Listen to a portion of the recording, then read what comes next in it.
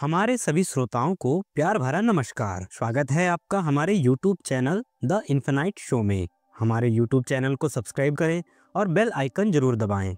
आज सुनिए साहित्यकार मुंशी प्रेमचंद जी के द्वारा लिखी हुई कहानी नशा।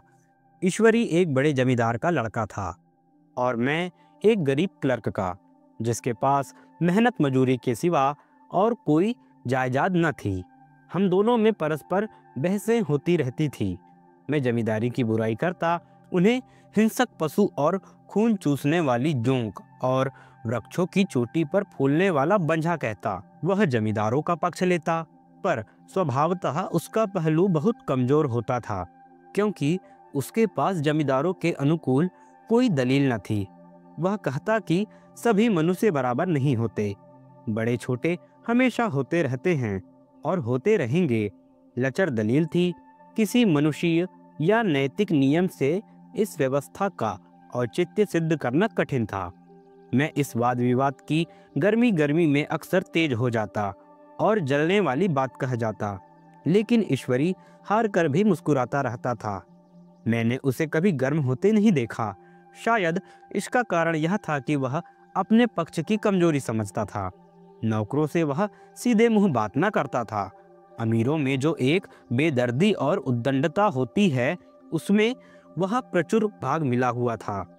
नौकर ने बिस्तर लगाने में जरा सी भी देर की, दूध जरूरत से ज्यादा गर्म या ठंडा हुआ, साइकिल अच्छी तरह साफ नहीं हुई तो वह आपे के बाहर हो जाता। सुस्ती या बदतमीजी उसे जरा भी बर्दाश्त न थी, पर दोस्तों और विशेषकर मुझसे उसका व्यवहार सौहार्द और नम्रता से भरा हुआ होता था। शायद उसकी जगह मैं होता तो मुझ में भी वही कठोरताएं पैदा हो जाती जो उसमें थी, क्योंकि मेरा लोक प्रेम सिद्धांतों पर नहीं, निजी दशाओं पर टिका हुआ था। लेकिन वह मेरी जगह होकर भी शायद अमीर ही रहता, क्योंकि वह प्रकृति से ही विलासी और ऐश्वर्य प्रिय था। अब की दशहरे की छुट्टियों में मैंने निश्चय किया कि घर न जाऊंगा। मेरे पास किराए के लिए रुपए न थे और न घर वालों को तकलीफ देना चाहता था। मैं जानता हूँ वे मुझे कुछ देते हैं, वह उनकी हैसियत से बहुत ज्यादा है। उसके साथ ही परीक्षा का ख्याल था। अभी बहुत कुछ पढ़ना है। बोर्डिंग हाउस में भूत की तरह अकेले पड़े रहने को भी जीना चाहता था। इसलिए जब ईश्वरी ने मुझे अपने घर का न्योता दिया तो मैं बिना आग्रह के राजी हो गया। ईश्वरी के साथ परीक्षा की तैयारी खूब हो जाएगी। वह अमीर होकर भी मेहनती और जहीन है, उसने इसके साथ ही कहा। लेकिन भाई, एक बात का ख्याल रखना, वहाँ अगर जमींदारों की निंदा की तो मुआमिला बिगड़ जाएगा और मेरे घर वालों को बुरा लगेगा। वह लोग तो असामियों पर इसी दावे से शासन करते हैं कि ईश्वर ने असामियों को उनकी सेवा के लिए ही पैदा किया है। आसामी भी यही समझता है। अगर उसे सुझा दिया जाए कि जमींदारी और आसामी में कोई मौलिक भेद नहीं है तो जमींदारी का कहीं पता ना लगे। मैंने कहा, तो क्या तुम समझते हो कि मैं जाकर कुछ और हो जाऊंगा? हाँ, मैं तो यही समझता हूँ। तुम गलत समझते हो। ईश्वरी ने इसका कोई जवाब न दिया। कदाचित उसने इस मामले को मेरे विवेक पर छोड़ दिया और बहुत अच्छा किया। अगर वह अपनी बात पर अड़ता तो मैं भी जिद पकड़ लेता। सेकंड क्लास तो क्या जाने, मैंने कभी इंटर क्लास में भी सफ़र तक न किया था। अब की सेकंड क्लास में सफ़र का सौभाग्य प्राप्त हुआ। गाड़ी तो 9 बजे रात को आती थी, पर यात्रा के हर्ष में हम शाम को स्टेशन जा पहुँचे। कुछ देर इधर उधर सैर करने के बाद रिफ्रेशमेंट रूम में जाकर हम लोगों ने भोजन किया। मेरी वेशभूषा और रंग ढंग से पारखी खानमानों को यह पहचानने में देर न लगे कि मालिक कौन है, पिछलग्गू कौन। लेकिन न जाने क्यों मुझे उसकी गुस्ताखी बुरी लग रही थी। पैसे ईश्वरी की जेब से गए।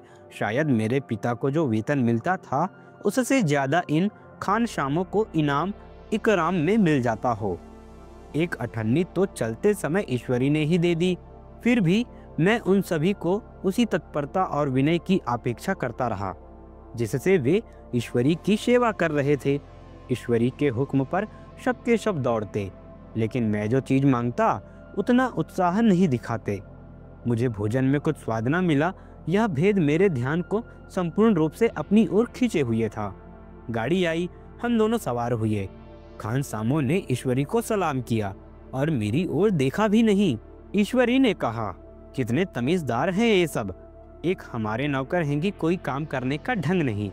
मैंने खट्टे मन से कहा, इसी तरह अगर तुम अपने नौकरों को भी 8 आने रोज इनाम दिया करो तो शायद इनसे ज्यादा तमीजदार हो जाएं। तो क्या तुम समझते हो यह सब केवल इनाम के लालच के अदब करते हैं? जी नहीं, कदापि नहीं। तमीज और अदब तो इनके रक्त में मिल गया है। गाड़ी चली, डाक थी, प्रयाग से चली तो प्रतापगढ़ जाकर रुकी। एक आदमी ने हमारा कमरा खोला, मैं तुरंत चिल्ला उठा, दूसरा दर्जा है 2nd क्लास में। उस मुसाफिर ने डिब्बे के अंदर आकर मेरी ओर एक विचित्र उपेक्षा की दृष्टि से देखकर कहा, जी हाँ सेवक, इतना समझता है, और बीच वाले बर्थ में बैठ गया। मुझे कितनी लज्जा आई कह नहीं सकता। भोर होते होते हम लोग मुरादाबाद पहुँचे। स्टेशन पर कोई आदमी हमारा स्वागत करने के लिए खड़े थे। 2 भद्र पुरुष थे, 5 रुपए बेगार। बेगारों ने हमारा लगेज उठाया। दोनों भद्र पुरुष पीछे पीछे चले। एक मुसलमान था, रियासत अली, दूसरा ब्राह्मण था, राम हरक। दोनों ने मेरी ओर अपरिचित नेत्रों से देखा, मानो कह रहे हैं, तुम कौवे खोकर हंस के साथ कैसे? रियासत अली ने ईश्वरी से पूछा, यह बाबू साहब क्या आपके साथ पढ़ते हैं? ईश्वरी ने जवाब दिया, हाँ, साथ पढ़ते भी हैं और साथ रहते भी हैं।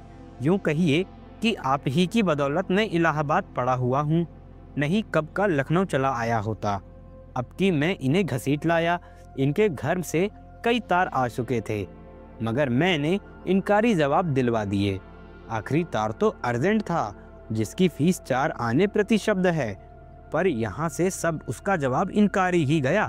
दोनों सज्जन ने मेरी ओर चकित नेत्रों से देखा, आतंकित होकर जाने की चेष्टा करते जान पड़े। रियासत अली ने अर्धशंका से स्वर में कहा, लेकिन आप बड़े सादे लिबास में रहते हैं। ईश्वरी ने शंका का निवारण की, महात्मा गांधी के भक्त हैं साहब, खद्दर के सिवा कुछ पहनते ही नहीं, पुराने सारे कपड़े जला डाले, या यूं कहूँ राजा हैं। 2.5 साल सालाना की रियासत है, पर आपकी सूरत देखो तो मालूम होता है अभी अनाथालय से पकड़कर आए हैं। राम हरक बोले, अमीरों का ऐसा स्वभाव बहुत कम देखने में आता है, कोई भांप ही नहीं सकता। रियासत अली ने समर्थन किया, आपने महाराजा चांगली को देखा होगा तो दांतों तले उंगलियां दबाते, चमचौदे जूते पहने बाजारों में घुमा करते थे। सुनते हैं एक बार बेगार में ही पकड़े गए थे और उन्हीं ने 10 लाख से कॉलेज खोल दिया। मैं मन में कटा जा रहा था, पर न जाने क्या बात थी, यह सफ़ेद झूठ उस वक्त मुझे बहुत हास्यपद जानना पड़ता था। उसके प्रत्येक वाक्य के साथ मानो मैं उस कल्पित वैभव के समीप तर आता जाता था। मैं शाह सवार नहीं हूँ, हाँ, लड़कपन में कई बार लट्टू घोड़े पर सवार हुआ हूँ। यहाँ देखा तो कला रास घोड़े हमारे लिए तैयार खड़े थे, मेरी तो जान ही निकल गई। सवार हुआ पर बेटियां कांप रही थी, मैंने चेहरे पर शिकन न पड़ने दिया। घोड़े को ईश्वरी ने पीछे डाल दिया। खैरियत यह हुई कि ईश्वरी ने घोड़े को तेज न किया, वरना शायद मैं हाथ पैर तुड़वा कर लौटता। संभव है ईश्वरी ने समझ लिया हो कि यह कितने पानी में है। ईश्वरी का यह घर क्या था? किला था, किला। इमाम बाड़े सासा फाटक, द्वार पर पहरेदार लटकता हुआ, नौकरों के कोई हिसाब नहीं, एक हाथी बंधा हुआ।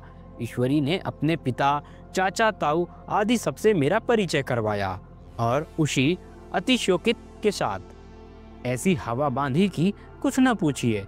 नौकर चाकर ही नहीं, घर के लोग भी मेरा सम्मान करने लगे। देहात के जमींदार, लाखों का मुनाफा, मगर पुलिस कांस्टेबल को अफसर समझने वाले कई महाशय तो मुझे हुजूर हुजूर कहने लगे। जब जरा एकांत हुआ तो मैंने ईश्वरी से कहा, तुम बड़े शैतान हो यार, मेरी मिट्टी क्यों पलीत कर रहे हो? ईश्वरी ने दृढ़ मुस्कान के साथ कहा, इन गधों के सामने यही चाल जरूरी थी, वरना सीधे मुंह बोलते भी नहीं। जरा देर के बाद नाई हमारे पांव दबाने आया। कुंवर लोग स्टेशन से आए हैं, थक गए होंगे। ईश्वरी ने मेरी ओर इशारा करके कहा, पहले कुंवर साहब के पांव दबा। मैं चारपाई पर लेटा हुआ था। मेरे जीवन में ऐसा शायद ही कभी हुआ हो कि किसी ने मेरे पांव दबाए हों। मैं इसे अमीरी के चोचले, रईसों का गधापन और बड़े आदमियों की मुटमर्दी और जाने क्या क्या कहकर ईश्वरी का परिहास करता।